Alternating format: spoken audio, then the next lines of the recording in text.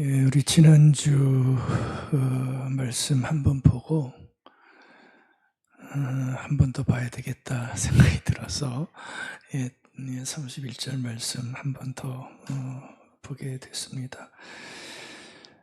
이 말씀을 보는 이유는 그 하나님의 위하심이 우리한테 분명히 있는데 그것을 참 우리가 누리지 못하고 또 살 때가 너무 많아서 어떻게든 이걸 우리가 좀 해결해야 되는 어떤 과제 같은 게 우리 신앙인들에게는 있습니다. 말로만 위하심 이렇게 하지 말고 이 위하심을 어떻게든 나의 것으로 만들려고 하는 신앙 참 중요하죠. 그래서 한 번 더 보도록 이렇게 하겠습니다. 예수님께서 십자가에 달리셨을 때에 참 힘든 말 한번 하시고 돌아가시죠. 나의 하나님, 어째서 나를 이렇게 버리십니까? 참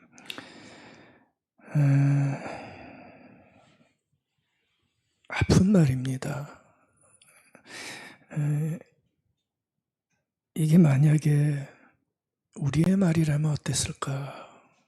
그렇죠? 우리의 말이라면 저는 이 구절을 볼 때마다 이번에도 준비하면서 이런 주님의 아픈 외침은 죄송하지만 주님만 하시고 주님만 하시고 우리에게는 없으면 좋겠습니다. 여러분들은 안 그러세요? 주님만 죄송합니다 아파하시고 우리에게는 이런 외침이 그렇죠? 없는 게 좋죠. 이게 뭐가 좋아요? 하나님 도대체 왜 이렇게 힘들게 하십니까? 그 얘기잖아요. 그렇죠? 왜 나를 열심히 믿는 것 같은데 왜 이렇게 나를 버리시는 것 같으십니까?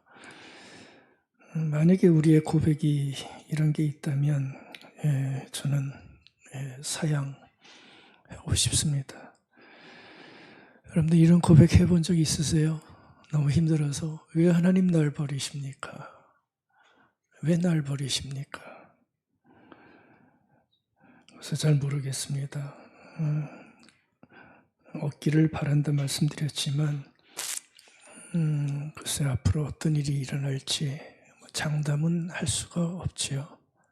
그 안에 어떤 뜻이 있는지 이런 땐 나이 먹은 게 좀 좋은 것 같아요. 그래봤자 10년 안에 다 끝날 텐데 뭘 더 어려운 게 있겠어.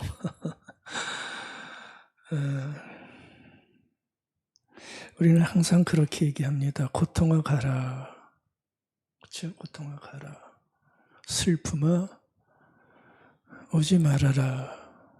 근데 내 뜻대로 되지 않는 현실이 우리 신앙인들에게 존재합니다. 우리가 지난주에 봤듯이 우리는 하나님이 우리를 위하신다는 것을 압니다. 그리고 또 그렇게 성경을 통해서 배웁니다. 위하신다는 뜻이 뭐라고 그랬죠? 우리를 외면하지 않으신다. 하나님은 우리를 버리지 않으신다. 하나님은 우리를 새로운 길로 이끌어 주신다. 이게 하나님이 우리를 위하신다라는 하나님의 위하심이라고 말씀드렸는데 굉장히 귀한 위하심입니다. 어떤 나의 뜻대로 되는 것보다 강력한 위하심이죠. 이렇게 우리를 위하심인데 근데 현실은 이런 위하심이 내 안에서 턱턱 막힌다는 거죠. 우리를 외면하지 않고 버리지 않고 이끄신다는 건 아는데 이게 막힌단 말이에요. 현실에서는. 제 현실에서는. 뭐가 막지요? 다 잘 아시잖아요. 고난이라고 하는 거. 굉장히 힘든 거죠. 내 삶에 내 뜻대로 되지 않고 힘들게 하는 거, 또 고통이라는 거, 고난이 만들어낸 결과물, 그게 고통이죠. 예, 마음이 찢어지고, 그리고 그것이 만들어내는 아픈 슬픔들, 이런 것들이 있게 되면 위하신다 얘기를 해도 쓱쓱 넘어가더라고요. 그러면서 우리는 왜 나를 버리십니까? 이렇게 나오는 것이 삶의 모습이죠. 우리가 이 위하심을 알고 위하심을 누려야 되는데, 그 위하심을 누리려면 그 위하심을 막는 이 고난이라는 거, 고통이라는 거, 어려움이라는 거, 인생의 슬픔을 극복해내야 됩니다. 그걸 극복해내지 못하면 그게 위하심을 막는 대적들인데, 혼란, 공고, 박해, 뭐 이런 것들, 로마서 8장 35절 그런 것들인데, 그런 대적을 위하심으로 막아내요.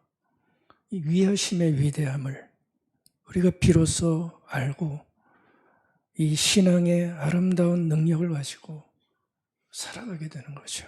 근데 이 고비, 고난, 고통, 슬픔, 내 인생에 겪는 어려움들이 이 위하심이라는 것을 자꾸 막아버린단 말이에요. 느끼질 못하게 하고 화나게 만들고 하나님에 대한 열정을 잃어버리게 만들고, 아닌가요? 어떻게 생각하세요? 이 우리 대부분의 현실입니다. 그래서 사랑하는 이들의 아픔을 보면서 또 자녀들에게 일어나는 힘든 일들을 보면서 끊이지 않고 툭툭 일어나는 인생의 불행 앞에서 도대체 하나님의 위하심이 무엇인지 그걸 알아내야 이 놀라운 선언이 어떤 선언인지를 알고 신앙의 삶을 걸어갈 수가 있는 거예요. 이거를 해결하지 못하면 거듭 말씀드리지만 이제 폼만 가지고 살아가는 신앙생활을 하게 되는 거죠. 이 위하심을 어떻게 우리가 잘 알 수 있을까요? 말씀드렸듯이 고난에 대한 이해가 참 깊어져야 될 것 같아요. 고난에 대한 이해, 내 삶에 일어나는 힘든 일에 대한 이해가 이게 과연 무엇인지 그 이해가 깊어져야 위하심을 우리가 헤쳐나갈 수가 있게 될 것 같습니다. 여러분, 고난이 뭐라고 생각하세요? 고난이 뭐라고 생각하세요? 고난은 왜 일어나나요? 이거 없으면 안 되는 건가요? 그렇죠? 삶은 왜 슬픈가요? 왜 슬픈가요? 고난이 있어도 하나님은 정말 우리를 위하시는 건가요? 수많은 얘기들을 우리는 할 수가 있습니다. 다 생략하고요. 이 신자들에게 고난이 주는 가장 큰 아픔은 다른 게 아닙니다. 이 가장 귀한 하나님의 위하심을 의심하게 만든다는 거예요. 하나님이 우리를 위하시는데 굉장한 건데, 이 인생의 고통이라는 것이, 고난이라는 것이 이 하나님의 위하심을 의심하게 자꾸 만들어요. 그렇죠? 위하신다면서요. 가장 많이 나오는 우리의 토로잖아요. 아니, 위하신다는 게 겨우 이건가요? 하나님이 우리를 외면하지 않고 버리지 않고 이끄신다고 해도 힘든 건 힘든 거잖아요. 그렇죠? 그 힘듦 앞에서 우리는 위하심을 자꾸 의심하는 거죠. 이게 정말 위하신 건가? 이 위하신다는 게 겨우 이거밖에 안 되는 건가? 솔직한 여러분들의 질문일 겁니다.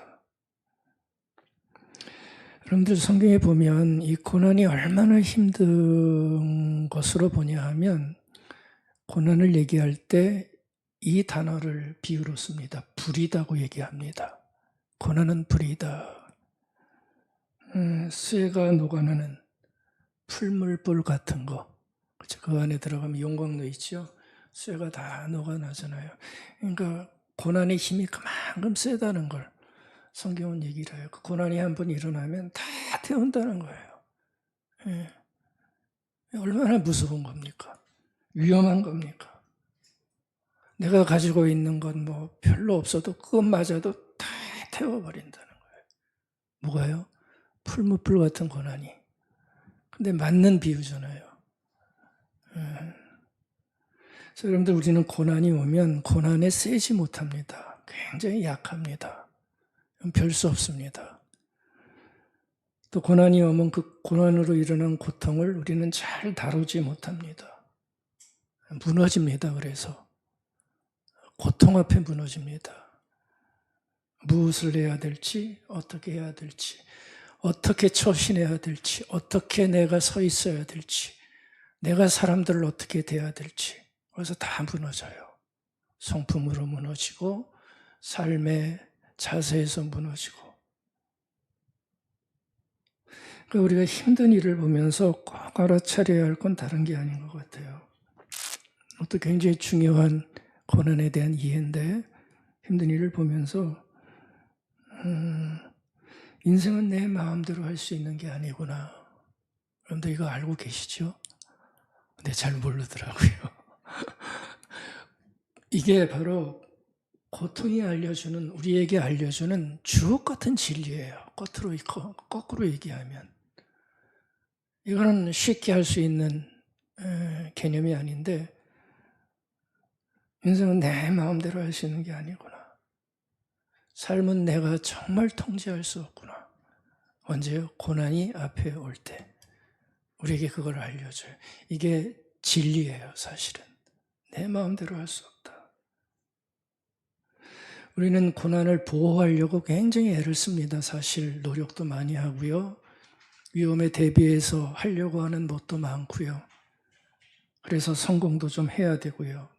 아무래도 그러면 우리가 이 고난을 막을 수 있을 것 같아서 관계도 잘 만들고요. 백이라고 그러죠. 그런 것도 잘 만들고 그런 것들이 사실은 다 인생 앞에 있는 어려움을 막아보려고 하는 무언의 시도일 수 있습니다. 그런 걸로 자꾸 보호하려고 그래요. 사실은 말은 안 하지만. 근데요, 이 고난과 고통은 그런 보호막을 뚫어버립니다. 그 보호막을 뚫고 들어와요. 고난이. 아무리 막으려고 해도 아주 놀라워요. 아무리 대비를 해도 어떻게든 하나씩 뚫고 들어오더라고요. 뭐를 다 가졌어도 아주 교묘하게 뚫고 들어오더라고요. 보호막이 이렇게 별 효용성이 없더라고요. 그래서 너는 네 삶을 지배하지 못해.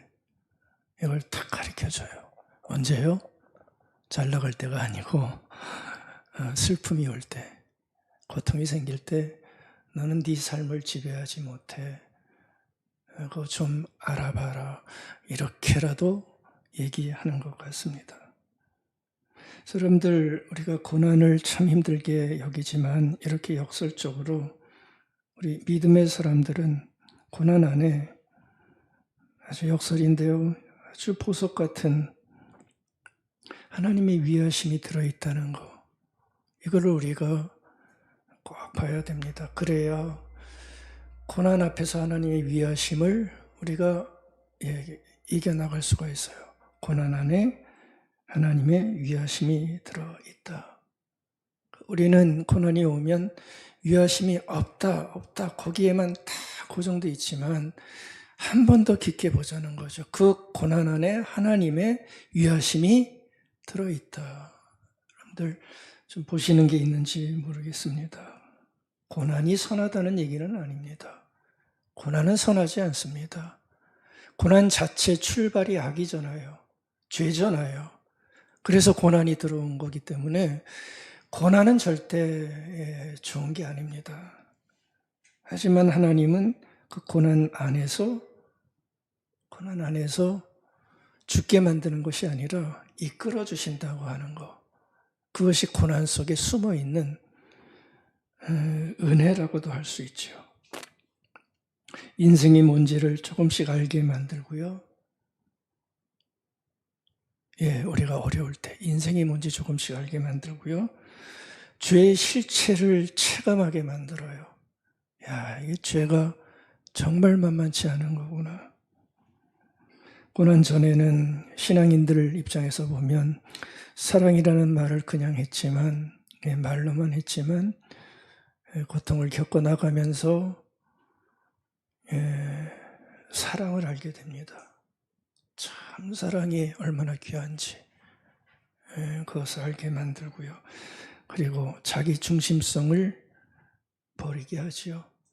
철저히 자기 중심적으로 살던 삶의 모습을 고난을 통과하면서 조금씩 내려놓게 만듭니다.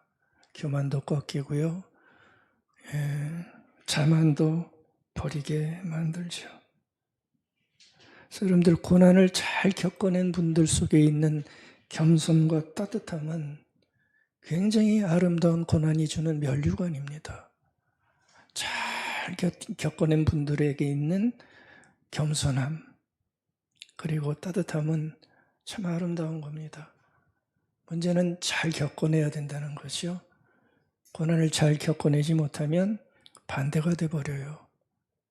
더 싸나워지고요. 더 거칠어지는데 잘 견뎌낸 자에게 있는 겸손과 아름다움은 참 복된 모습을 우리에게 보여줍니다. 그래서 저는 고난을 이렇게 정의를 해봤어요. 고난은 다른 게 아니다. 숨겨진 하나님의 위하심이다. 고난이요. 좀 놀라주시면 내가 신이 나는데 멋있지 않으세요? 여러분들 고난은 우리가 지금 하나님의 위하심이 고난 때문에 자꾸 흔들려서 하는 말씀인데 근데 보십시오. 그 고난 안에 숨겨진 하나님의 위하심이 있다. 그러니까 고난의 정의는 숨겨진 하나님의 위하심이다. 저는 그렇게도 보고 싶고요. 이게 이해될 때 고난에 꺾이는 하나님의 위하심이 조금씩 해결될 수 있는 길이 열릴 것 같습니다. 여러분들 고난 속에 도도히 흐르고 있는 하나님의 위하심 이거 좀 잘 보면 좋겠습니다. 저는 분명히 있다고 믿습니다. 고난은 악만이 아니라 그 안에 하나님의 가장 아름다운 위하심이 정말 도도하게 흐르고 있는 은혜의 순간일 수 있다는 거. 이걸 참 많이 보고 싶어요. 또 경험하고 싶습니다. 그래서 우리가 고난 앞에 설 때는 항상 갈림길에 서는 것 같아요.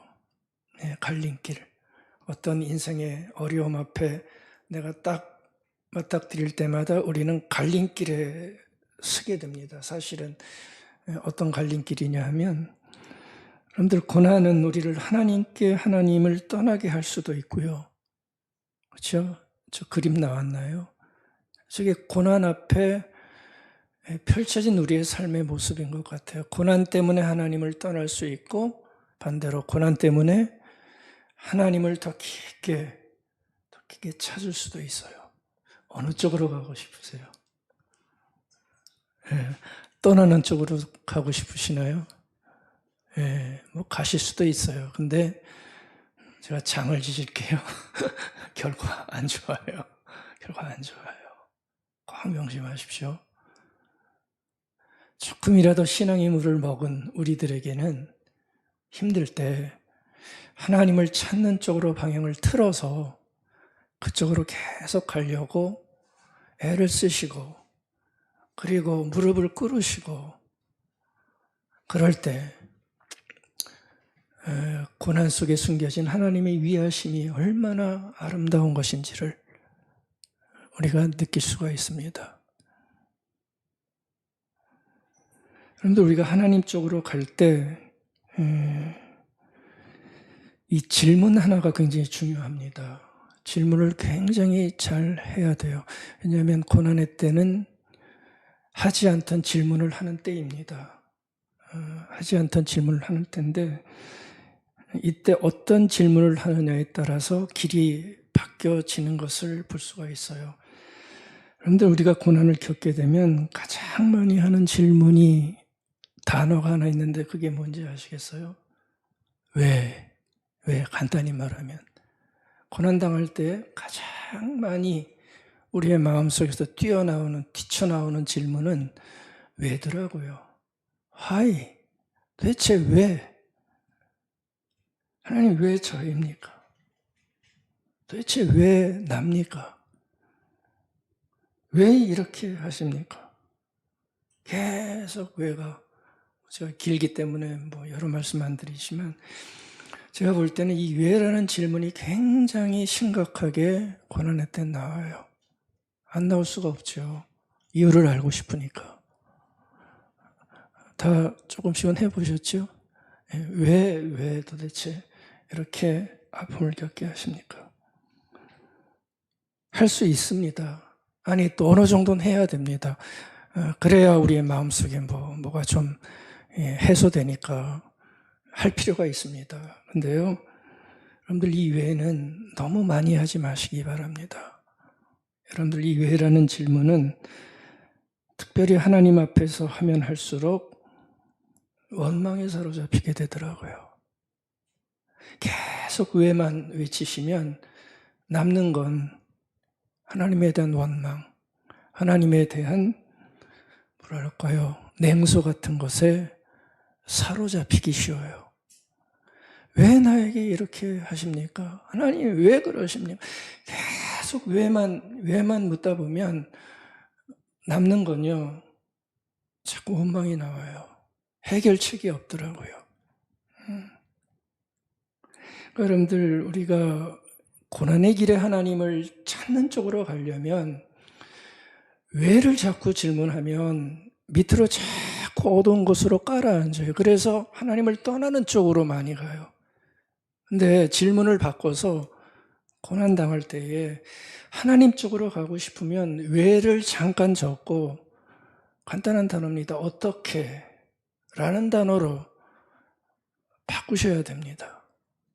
이게 저는 굉장히 중요한 신앙의 결단인 것 같아요. 왜를 자꾸 묻지 마시고 하나님 내가 어떻게 해야 됩니까? 이걸 묻는 게 더 좋아요. 하나님 내가 어떻게 해야 됩니까? 이 힘든 상황에서 어떻게 하면 되겠습니까? 내가 뭘 어떻게 하는 것이 하나님의 마음에 맞겠습니까? 내가 해야 할 게 무엇입니까? 어떻게 하면 이 슬픔을 이겨나갈 수가 있겠습니까? 이 곤란한 상황을 내가 어떻게 하면 잘하는 겁니까? 여러분들 별거 아닌 질문, 의문사 하나지만 굉장한 차이를 만들어냅니다. 자꾸 왜를 물으면 대책 없어요. 우리가 그 깊은 심연을 어떻게 알아요? 몰라요.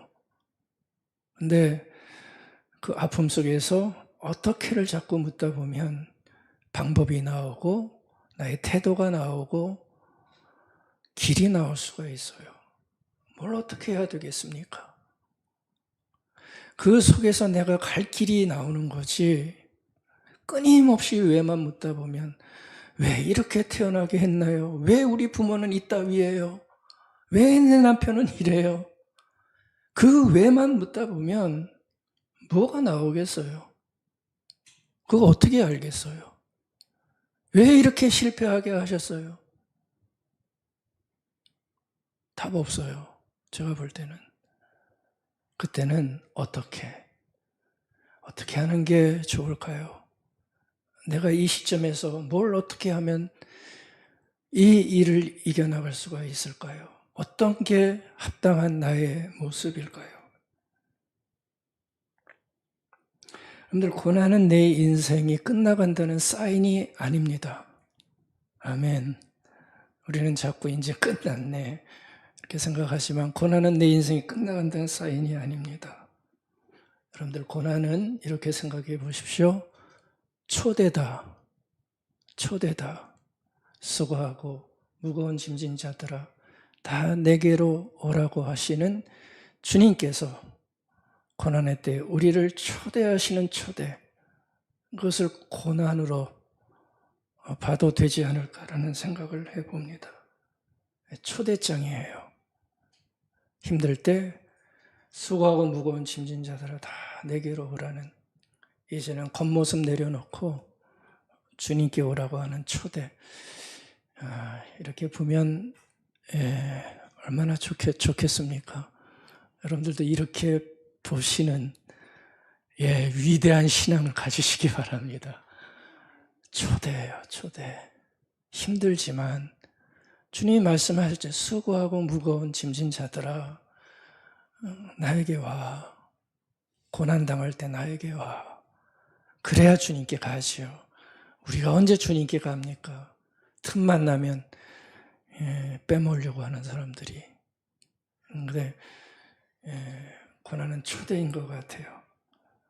이 초대를 잘 받아서 고난의 현실을 우리는 통과해 나가야 됩니다. 아멘. 작은 고난이든 큰 고난이든 우리가 하나님의 위하심을 믿고 통과해 나가야 돼요. 그게 하나님의 사람들이 그 위하심 속에서 할 수 있는 책임 같은 것입니다. 어떻게 겪어나가는 게 현명할까? 조금 실제적인 문제 좀 세 가지만 제가 말씀드리려고 그래요. 고난의 현실을 통과해야 되는데 어떻게 통과해 나가는 게 지혜로울까? 세 가지 한번 보겠습니다. 첫째가 다독인다는 거 아시죠? 요거 하나 있고요. 두 번째가 담대해지는 거, 세 번째가 말씀을 듣는 것. 요 세 가지가 기본적으로 있으면 참 좋겠다는 그런 마음이 있습니다. 이건 굉장히 작은 소품 같은 제안들입니다. 거창한 말씀 드리는 거 아닙니다. 작은 소품 같은 우리의 삶에서 내가 할 수 있는 그러한 제안들인데 그래도 필요한 것으로 여겨져서 말씀을 드립니다. 한번 잘 판단해 보셨으면 좋겠어요. 첫 번째, 고통스러운 현실을 통과할 때 가장 먼저 할 일은 자신을 돌보는 거예요. 자신을 돌보는 거. 다독인다는 게 그런 거죠. 자기를 톡톡 치면서 힘내 이런 건데 다른 거 하기 전에요. 힘들 때 자꾸 내가 책임져서 뭘 해야 되겠다는 부담보다는 힘든 자신을 돌보는 게 저는 참 중요한 일 같다는 생각이 듭니다. 여러분들 고난의 때에는 자책이 많아집니다. 자책, 내가 그때 좀 잘할 걸 왜 이렇게 해서 이렇게 됐을까? 자책이 많아지는 게 고난의 특성인데 자꾸 자책하면, 특별히 자신을 자책하면 그렇죠, 더 힘들어지죠. 자책하면 더 힘들어져요. 몰아붙이는 것보다 스스로를 감싸주는 거, 별거 아닌 것 같아도요, 저는 굉장히 중요하게 보고 싶습니다. 힘내, 그거죠 뭐. 야, 은혜가 힘내라. 살다 보면 일어날 수 있는 일이야. 이런 게 사실은 자책하지 않고 자신을 돌보는 거죠. 그러니까 여러분들 힘든 일이 일어나면 이 다독이는 것이 삶에 굉장히 많아져야 될 것 같아요. 자신도 다독이고 옆에 있는 분들도 다독여줘야 됩니다. 그러니까 힘든 나도 다독여주고 나 때문에 힘들어하는 다른 이들도 다독여주고 그분들은 힘들어하는 나를 돌봐주고 이게 굉장한 힘으로 나타날 수 있는 거죠. 만약에 욥의 친구들처럼, 욥의 친구들 아시죠? 욥 고통당할 때 어떻게 했어요? 다독였어요? 아니잖아요. 얼마나 악착같이 욥에게 와서 얘기를 합니까? 너 회개해야 돼. 네가 잘못해서 죄를 지어서 지금 이 고통이 일어난 거 아니야? 그러니까 회개해야 돼. 그래야 너는 용서받을 수 있어. 이건 다독여 주는 게 아니에요. 이러면 욥도 얼마나 이것 때문에 고통을 당합니까? 위로해 준다고 와놓고 계속 회개해, 뭐 네가 잘못했어. 자책을 만들어낸단 말이죠. 스스로에게도 마찬가지입니다. 근데 여러분들, 하나님이 로뎀나무 앞에서 죽고 싶어 했죠. 누가요? 엘리야. 그 놀라운 기적을 행해놓고 이세벨이 죽인다고 그러니까 겁먹어갖고 도망가잖아요. 로뎀나무 밑에 가서 하나님 나 죽고 싶어요.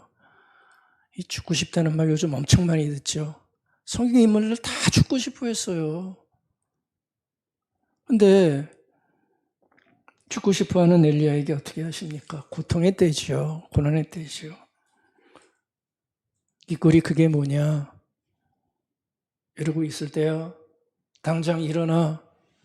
네가 선지자 아니야. 승리한 사람이잖아. 이 꼴이 뭐야? 이세벨에게 가서 싸워. 그렇게 하지 않으셨어요. 죽겠다고 쓰러진 엘리야에게 어떻게 합니까? 천사를 보내시죠. 천사가 와서 읽지는 않겠지만 거기에 보면 그런 단어가 계속 나와요. 어루만졌다. 아멘. 얼마나 귀한 말입니까? 죽고 싶어가지고 완전히 무기력하게 절망 속에 있는 엘리야에게 와서 천사가 계속 한 게 뭐냐면 어루만졌다. 참 귀한 말을 씁니다. 어루만졌다. 이게 바로 다독이는 것이요. 그러면서 뭐래요? 떡도 주고 물도 주고 그러면서 기운을 북돋아 줍니다. 결국 이 다독임으로 엘리야가 어떻게 되죠? 일어나죠. 그래서 다시 가요. 여러분들 따끔함도 필요합니다. 살다 보면 이렇게 고난의 때에 여러 이유가 있기에 따끔함도 필요합니다. 하지만 일어나게 하는 것은 결국 뭐죠? 다독임이에요. 일어나게 하는 것은 결국 다독임이에요. 그러니까 자꾸 왕년의 못 때문에 긁지 마세요. 이러면 못 일어나요. 당신이 잘못했잖아. 이런 것들. 그때 왜 그렇게 했어? 이런 게 계속 누적되면 이거는 책임을 묻는 거기 때문에 욥의 친구들처럼 되는 거예요. 다독임이 결국 일어나게 하는 거예요. 하나님은 상한 갈대를 꺾지 않고 꺼져가는 심지를 끄지 않으시는 분이기에 우리가 아픔 중에 있을 때 붙잡아 주십니다. 우리가 믿는 믿음이죠. 여러분들, 우리가 고난과 고통과 슬픔으로 힘들어할 때는 격한 마음을 내려놔야 됩니다. 격한 마음을 내려놓고 하나님이 주시는 은혜와 긍휼을 더 많이 구해야 돼요. 그럴 때 성령은 위로의 영이신데 위로의 성령께서 우리를 다독여 주사 새 힘을 얻게 하시는 거죠. 여러분들, 바울과 실라가 잡혀서 옥중에서 엄청 막지요. 정말 죽을도록 맞고 옥에 돌아와서 뭐 한지 아시죠? 뭐 했어요? 찬송했다고 했어요. 저는 이 찬송을 이렇게 이해하고 싶어요. 그들 스스로에게 한 다독임이었다. 그들이 부른 찬송은 자기 자신을 다독이는 다독임의 찬송이었다. 이렇게 이해를 하고 싶어요. 지금 찬송할 수 없는 때잖아요. 뭔 놈의 찬송이에요. 뭔 놈의 노래예요. 정신 나갔죠. 근데 그 찬송할 수 없는 고통의 현실이지만 찬송은 결국 뭐죠? 하나님을 부르는 거죠. 찬송은 하나님을 부르는 거예요. 왜 찬송을 불렀을까? 저는요, 이 두 분이 위로받고 싶었던 것 같아요. 얼마나 아팠을까요? 몸도 가두지 못했을 텐데 그 이해할 수 없는 고통의 때에 찬송하면서 하나님의 위로와 다독임을 아마 원했던 것 같아요. 하나님 우리를 좀 붙잡아 주세요. 너무 아파요. 만약에 여기서 가정입니다. 바울과 실라가 너무 분하고 원통해서 난리법석을 피웠다고 한다면 맞은 자리만 더 아팠을 거예요. 신경질 내고 왜 이랬냐고 소리치면서 바울과 실라가 싸워요. 너 때문에 그랬어. 막 이러면서 둘이 막 싸움 놓으면 더 아프지 뭐 치료가 됐겠습니까? 근데요, 찬송을 하자 어떤 일이 일어났죠? 하나님의 위로를 구하고 다독임을 구할 때 지진이 났다고 그래요. 그래서 옥문이 열렸다고 그래요. 저는 이 장면이 너무 멋있어 보여요. 굉장히 상징적인 장면입니다. 이 장면이 너무나 멋있어요. 왜요? 이 사람들은 하나님의 외면하지 않으심을 믿고 찬송과 기도로 하나님의 위로를 구할 때, 다독임을 구할 때, 그러면서 하나님을 마주보는 거잖아요. 그렇죠? 외면하지 않는 하나님을 나도 외면하지 않고 그 힘든 중에 함께 마주보면서 외면하지 않음으로 인할 때 하나님이 주시는 위하심이고 이게 긍휼 아닙니까? 얼마나 멋있는 장면입니까? 그걸 좀 보라고 하는 사인 아닌가요? 그 고통의 때에 하나님의 위하심을 구하면서 찬송하는 자에게 임하시는 하나님의 아름다운 긍휼, 그걸 보라는 메시지 같아요. 저는 우리 모두의 고난의 옥문도 격한 감정으로 해결하지 말고 서로를 다독이고 자신을 다독이는 하나님의 긍휼하심을 바라는 은혜로 여러분들의 처해 있는 고난의 옥문이 활짝 열리기를 바라겠습니다. 그렇게 열어야 돼요. 고난은. 거기에서 하나님의 위하심이 꺾이지 않고 고난당한 여러분들의 인생 속에 열리게 될 겁니다. 두 번째, 고난을 통과할 때 필요한 것. 이건 담대함이겠죠, 당연히. 힘든 때인데 고난을 통과할 때는 담대함이 필요합니다. 담대함의 반대는 나약함이라고 할 수 있죠. 근데 나약하면 힘든 현실을 절대 헤쳐나갈 수 없습니다. 우리 다 겪어봐서 알고 있습니다. 여러분들, 고난은 우리를 강하게 만들까요? 약하게 만들까요? 약하게 만들어요. 고난 앞에 강한 사람은 없어요. 고난은 우리를 굉장히 약하게 만듭니다. 두려움을 주고요, 불안도 주고요, 어떤 때는 절망까지 줍니다. 아무것도 못하게 우리를 무기력하게 쓰러뜨리는 힘이 고난에는 있습니다. 근데 바로 그럴 때 우리에게 필요한 게, 나약하면 고난을 헤쳐나갈 수가 없죠. 나약하면 안 되고요. 너무 뻔한 얘기 같지만 담대해야 돼요. 별 수 없어요. 약하게 만든 고난 앞에서 마음을 굳게 먹고 그 고난을 헤쳐나가려고 하는 힘을 가지지 않으면 무슨 수로 그 어둠을 헤쳐나갈 수가 있겠어요. 캄캄한 터널 안에 갇혀가지고 아무것도 할 수 없죠. 실제로 그렇게 무너지는 이들이 얼마나 아프게 많이 있습니까? 제가 좋아하는 히브리서 말씀 한 구절 나눌게요. 다른 말씀 하는 것보다. 히브리서 10장 35절, 39절 말씀입니다. 여러분들도 이 말씀을 마음에 담으시기 바랍니다. 너희 담대함을 버리지 말라. 보세요. 히브리서 기자가 정말 힘들게 사는 그 히브리서 수신자들에게 글쎄요, 우리가 당하는 고통보다 훨씬 큰 고통을 가지고 사는 사람들이에요. 근데 그 사람들을 향해서 히브리서 기자가 하는 말은 뭐냐 하면, 여러분들 절대 담대함을 버리지 마십시오. 그러면 큰 상을 얻게 될 겁니다. 아멘. 큰 상이 뭘까요? 큰 상이 뭘까요? 여러 가지로 해석할 수 있지만 가장 가깝게 얘기하면 당신들의 고난을 이길 수 있습니다. 아멘. 담대함을 버리지 마십시오. 이게 우리 안에도 자꾸 생겼으면 좋겠어요. 그렇죠?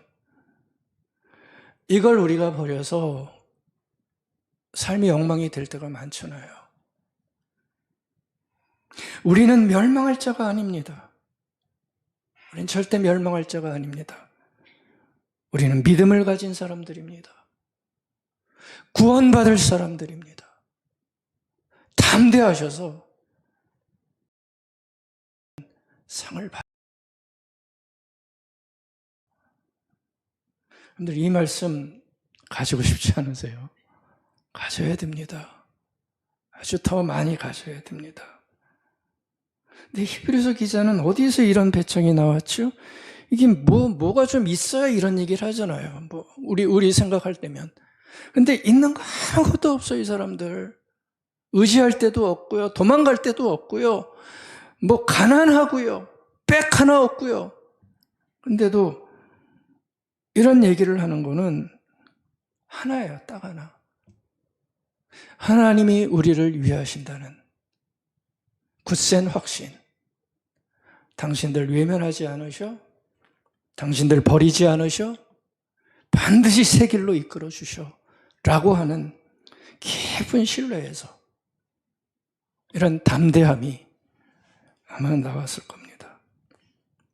담대함 하면 빼놓을 수 없는 사람들 셋이 있잖아요.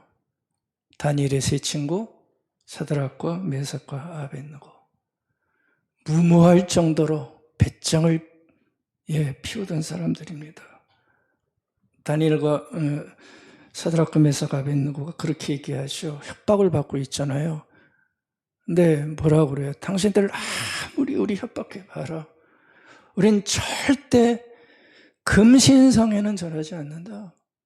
아무리 협박해봐라. 우린 절하지 않는다. 만약에 너희들이 우리를 풀무불에 집어넣으면 하나님이 우리를 건져주실 것이다.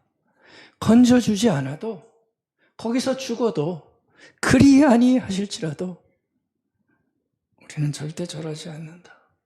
아멘. 무모한 배짱이라고요. 근데도 담대했죠. 왜요? 하나님의 위하심이 그들에게 있다는 것을 그들은 체감하고 있었던 거예요.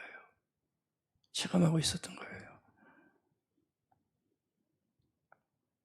여러분들, 담대함은 우리의 슬픈 인생, 고통의 현실을 헤쳐나갈 때 가져야 되는 정말 소중한 하늘의 보화입니다. 우리 뺏기지 마십시다. 뺏기지 마십시다. 세 번째, 고난의 길을 현실 통과할 때 가져야 될 거는 말씀입니다. 요거 하나 더 전해드리고 싶어요. 그러니까 말씀이 있고 그 말씀을 들어야 되는 거죠. 그러니까 고난의 때는 말씀을 들어야 돼요. 말씀. 그 안에 있는 하나님의 말씀. 여러분들 힘들 때 들리는 소리는 좋은 소리가 별로 없어요. 다 아시죠? 힘들 때 여러분들의 귀에 들리는 소리는 제가 볼 땐 좋은 소리 별로 없어요. 힘든 소리만 들리고요.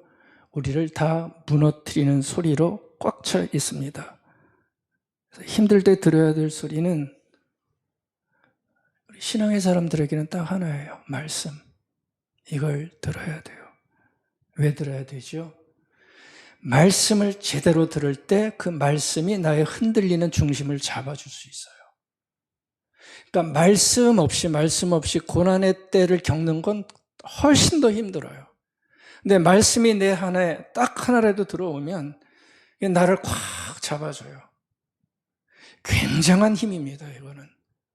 이건 경험해 보면 가장 위대한 힘일 수 있어요.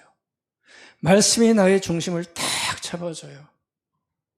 말씀이 나의 중심을 잡아줄 때 비로소 우리는 깊게 기도의 자리로 나갈 수 있어요. 근데 말씀을 듣지 않고 그 안에서 누리는 중심이 없으면 우리에게 힘을 주는 기도의 통로도 막히게 돼요.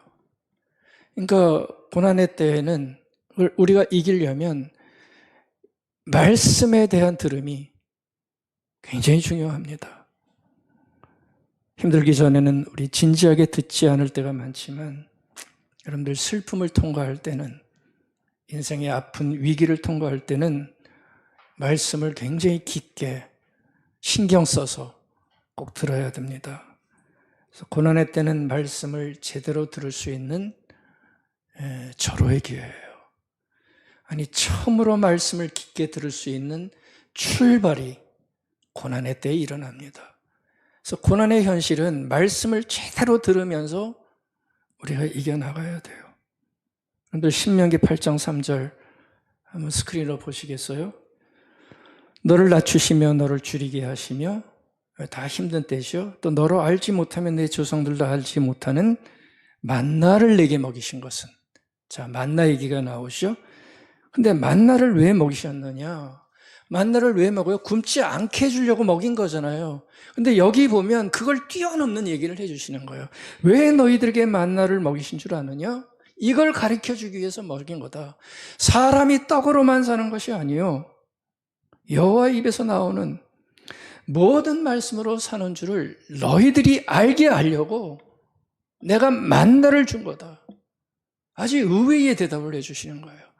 만나를 준 거는 내 육체의 배를 채워서 내 육신을 살게 하는 걸로 주는 걸로 알았지만, 하나님이 주신 의도는 그걸 뛰어넘는다는 거예요.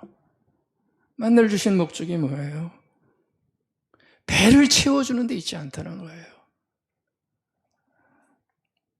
만나를 매일 먹듯 그 만나를 보면서 일용할 양식을 먹으면서 이걸 알라는 거죠. 그것은 너희들도 하늘의 양식을, 영의 양식을 매일 먹어야 살 수 있다는 거.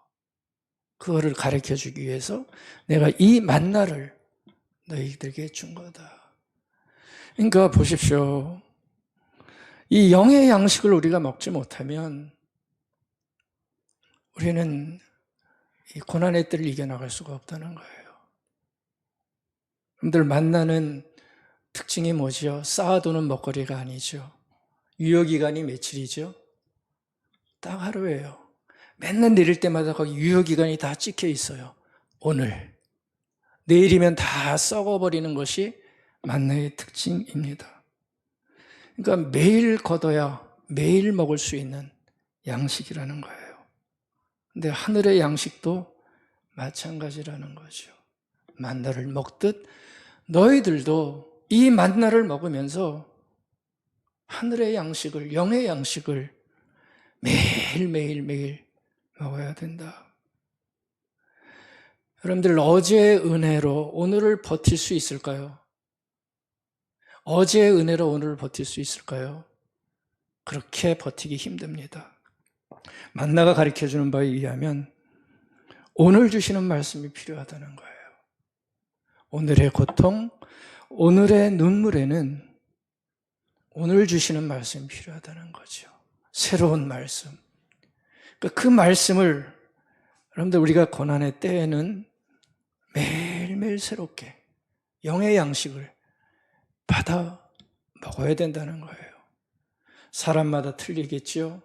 그때마다 하나님께서 각자에게 맞는 영의 양식을 주는데 그것을 받아서 먹을 때 오늘의 고통을 너희들이 이겨나갈 수가 있다.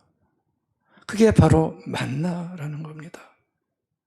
여러분들, 말씀이 들려오면 그 안에는 내 생각을 뛰어넘는 하나님의 평강이 있어서요, 내 생각과 마음을 지켜주기 시작합니다.